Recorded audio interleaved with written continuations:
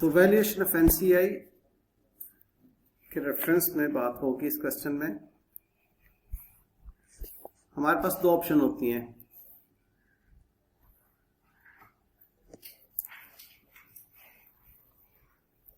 एक उनमें से ऑप्शन है एनसीआई को फेयर वैल्यू पर मेजर करना और दूसरी है एनसीआई को बुक वैल्यू पर मेजर करना। Valuation of NCI at fair value मैं अब आपसे डिस्कस करने लगा हूं। इससे पहले एनसीआई जितनी भी मरतबा हमने कैलकुलेट की थी वो हमने बुक वैल्यू पर कैलकुलेट की थी, जिसकी वजह से गुडविल प्रोपोर्शनेट कैलकुलेट होती है। ठीक है। P company acquired 75% of the shares in S company on 1st January 2007। तो हमारे पास वर्किंग वन जो कि डेट से मुताल्लिक है वो एक्विजिशन डेट 1st जनवरी 2007 वर्कआउट हो गई और हमें यहां पर मालूम हो जाएगा कि रिपोर्टिंग डेट क्या है। रिपोर्टिंग डेट 31 दिसंबर 2007। इसकी एहतियात बहुत जरूरी है। वर्किंग टू हमारी ग्रुप स्ट्रक्चर से मुताल्लिक है।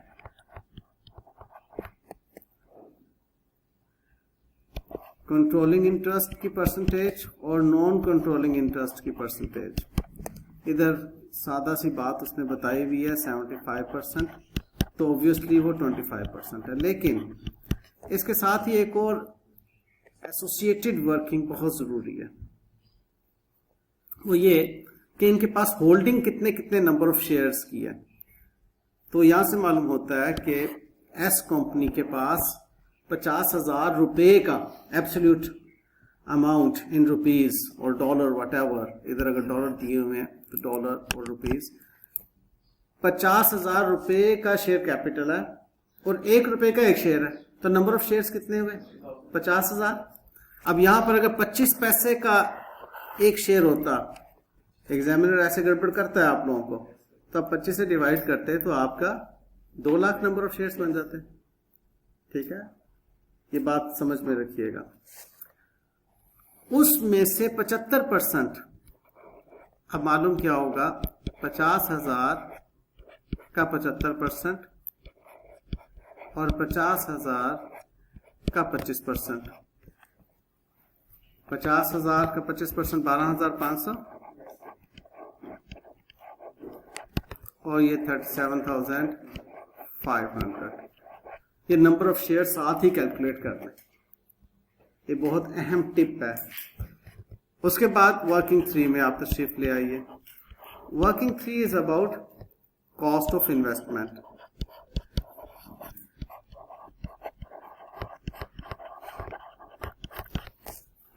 अब इसमें कॉस्ट ऑफ इन्वेस्टमेंट के बारे में ये बताया हुआ कि 68,000 की कॉस्ट ऑफ इन्वेस्टमेंट है। तो 68,000 सीधी सीधी कैश कंसिडरेशन में आप लिख लीजिए, क्योंकि इसमें 68,000 की कॉस्ट ऑफ इन्वेस्टमेंट के अलावा और कोई इंफॉर्मेशन नहीं है कि हमने शेयर्स भी इशू किए या कोई और डिफर्ड कंसिडरेशन है। अब आप तशरीफ लाएं जी वर्किंग 4 की बात में। वहां पर आपने कैलकुलेट करनी है गुडविल, और गुडविल को कैलकुलेट करने के लिए इसे फॉर्मुलेट पहले कर लें। आपकी cost of investment coming from working 3। आप अब्दुल हमीद, अगर ये स्टेप्स आपके ज़हन में नहीं रहेंगे तो मुझे बहुत गुस्सा आएगा नेक्स्ट जब भी मैं ये सवाल आपसे करूंगा और आपने अगर जवाब ना दिया मुझे।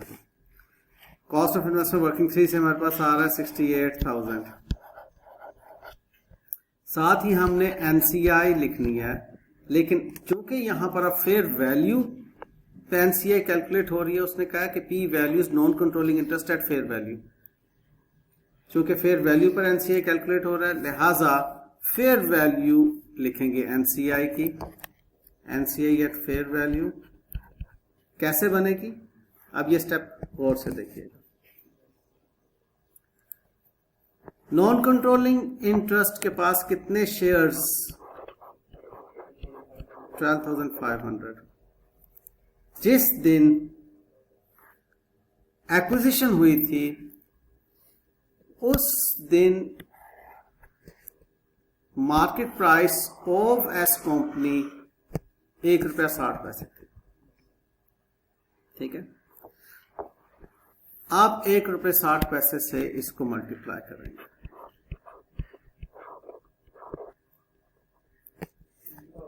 कितना आता बेटे? 20,000। ये 20,000 है fair value.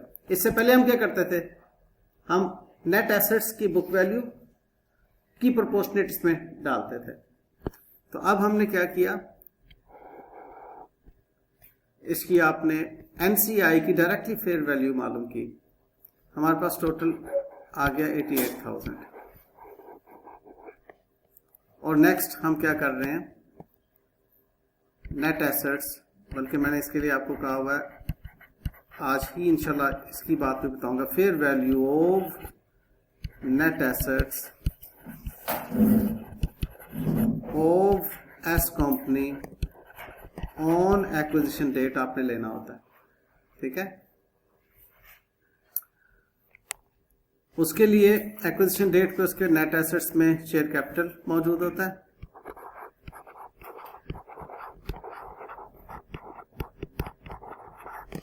Which is 50,000,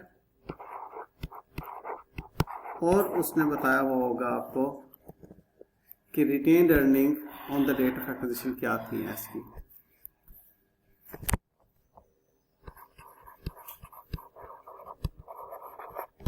retained earnings 15,000। अब ये 100% इसको 88 में से लेस कीजिएगा,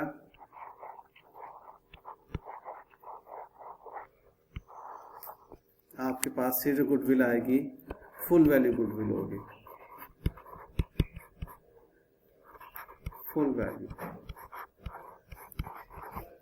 कितनी बनती है बेटे? 23,000।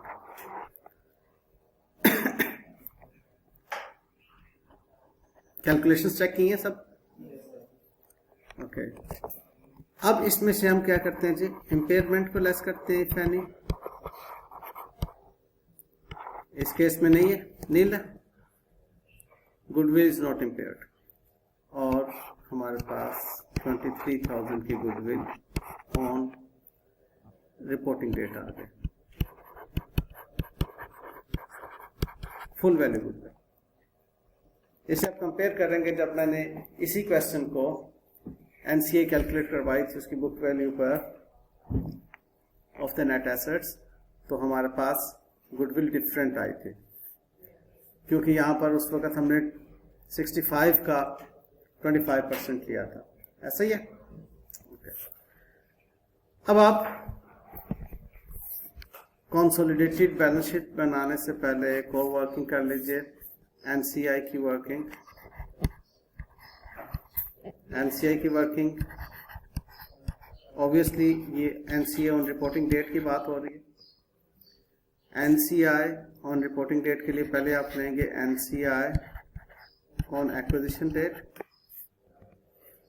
विच इज 20,000। उसमें आप ऐड करेंगे post acquisition retained earnings of S company into NCI percentage। Post acquisition retain earnings कितनी है जी, ये 25,000 को अपने स्प्लिट किया था 15,000 एक्विजिशन डेट पर, और बाकी बैलेंसिंग फिगर पोस्ट एक्विजिशन। इस पोस्ट एक्विजिशन की आप NCI परसेंटेज ले रहे हैं विच इज 2,500, आपके पास एनसीआई आ गई 22,500। ऑलराइट, और अब आप वर्किंग 6 कैलकुलेट करेंगे ग्रुप रिटेन्ड अर्निंग्स के लिए। उसमें P company retained earnings on reporting date, क्योंकि ये हर हाल on reporting date आप कैलकुलेट कर रहे हैं।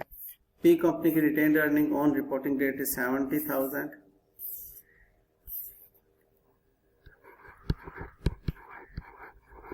and S कंपनी की post acquisition retained earnings into controlling interest percentage।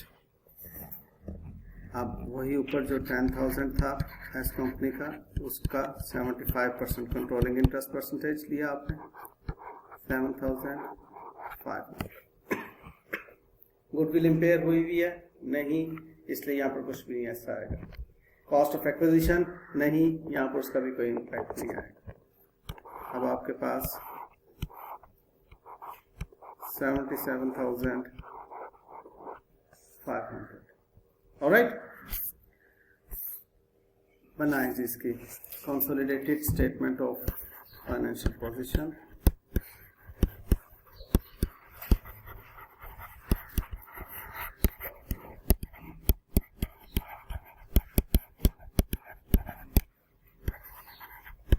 As on 31st December 2007 हमारे पास प्रॉपर्टी प्लांट एंड इक्विपमेंट है,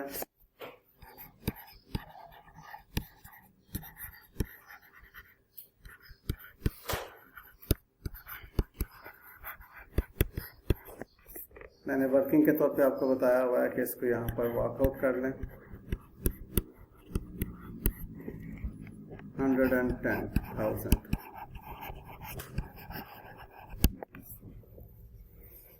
रुपीज और डॉलर वट एवर, डॉलर है तो मैं डॉलर साइन ही लगा देता हूँ। उसके बाद आपके पास इन्वेस्टमेंट की जगह रिप्लेसमेंट आ जाती है गुडविल की। गुडविल आपके पास वर्किंग फोर्स से आ रही है 23,000।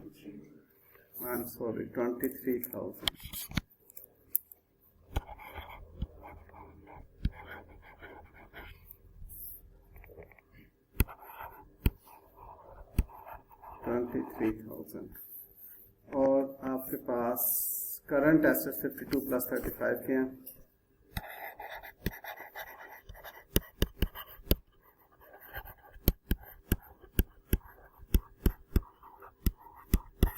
$87,000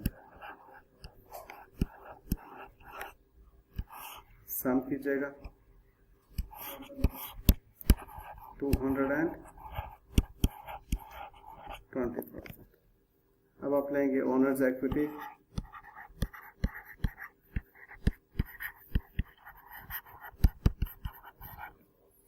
share capital,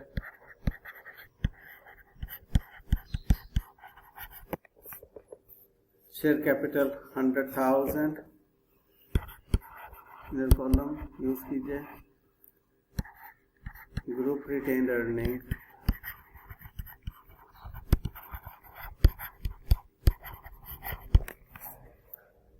group retained earning आपके पास यहाँ से आ गई जी 77,500।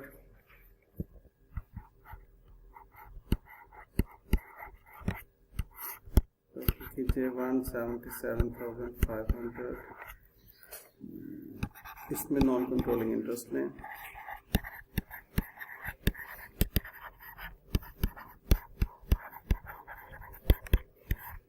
ये वर्किंग 6 से आपके पास आ रहा है, वर्किंग 5 से आपके पास आ रहा है 22,500।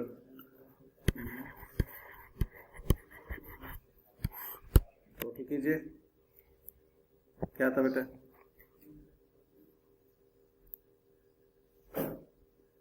180,000 जी, 200,000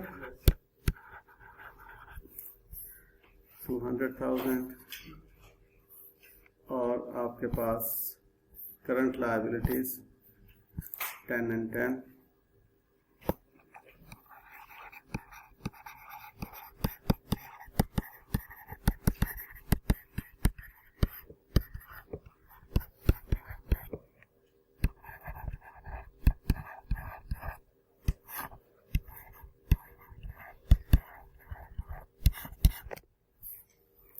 ऑलराइट, टेलिंग